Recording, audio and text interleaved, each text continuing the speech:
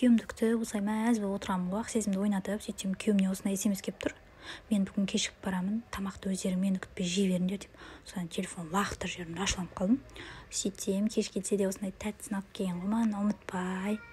Сөйтіп мәз болып кешегі ренжіп жатқанымды ұмытып қалып, таңертең тұра сала шоколадты жеп, содан посудаларымды жуып, кухняны реттестіріп, жаңағы бір шоколадтың буы жібермей, тамағымды жасап, күйеуімді жұмысқа жіберейін деп, махаббат болып қуанып, мәз болып тұрдым ғой.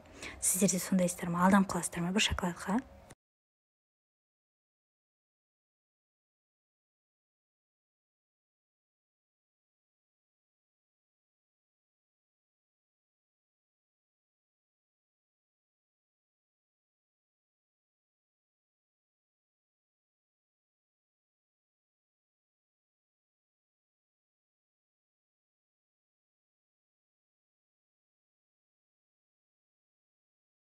Былай деп: жан, мен бүгін кешігіп барам, мені күтпеңдер, тамақтана беріңдер, жай ма деп.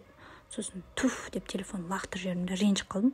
Сөйтсем кеш келсе де маған тәттісін ұмытпай тәттісін алып келіпті. Ертесі күні ашып, бірінші өзім жеп алғанмын ғой.